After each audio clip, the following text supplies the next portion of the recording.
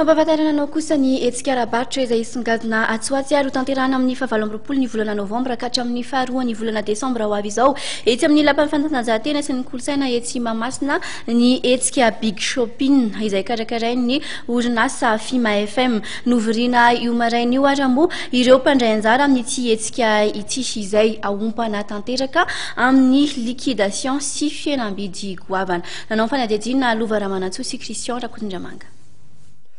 Mpitsidika manodidina ny efatralina no endrasana mandritra ilay hetsika Big Shopping izay karakarain'ny orinasa Finance Management for Madagascar na Fima FM etsy amin'ny lapan'ny fanatanjahantena sy ny kolontsaina etsy Mahamasina ny 20 novambra hatramin'ny 2 desambra ho avy izao. Io no fantatra nandritra ny fivoriana niarahana tamin'ireo mpandray anjara maherin'ny 200 tetsy amin'ny Alliance Française d'Antananarivo etsy Andavamamba.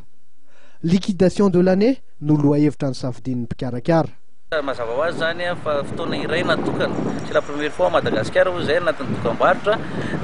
voalohany samba nito Madagascar zany isin'ny liquidation izay amin'ny vidiny efa tsy ara-drariny intsony zay satria dia tratrany amina 10 isanjato ny fihenam-bidy zay ho atolotra ny mpitsidika amin'io fotoana io ary tiana ny manamarika fa ny Big Shopping dia hetsika anankiray zay indray mandeha isa-taona ihany no atao eto Madagascar zany hoe isaky ny faran'ny volana novambra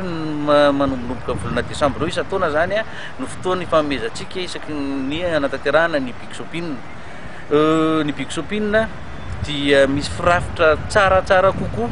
noho izay efa hetsika no karakarain'ny Fima FM hatramin'izay teo amin'ny tao amin'ny Palais des Sports Mahamasina satria dia efa misy avokoa ny toerana voatokana ho an'ireo entana karazana entana rehetrarehetra ohatra hoe raha hitady lamby ianao sy kiraro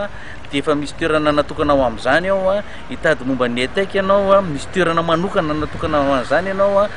ny resaka bâtiment misy manokana zany ny resaka produit naturel hitantsika manokana zany vao miditra ny am-vavahady ianao dia isy ny plan d'indication filazantsika azy moa zany hoe ny torolalana ny saritany manoro ny torolalana zany ahafahantsika hoe raha hitady an'izay ianao dia ary amin'ny toerana ohatr'izao no ahitana anazy. Ampiavaka ty hetsika ity ihany koa ny fanentanana maro samihafa toy ny fandefasana horonan-tsary malagasy, fampisehoana dihy maro samihafa, fampisehoana alika avrazana, ny faninanana jeux vidéo ary ny filatroana ihany koa.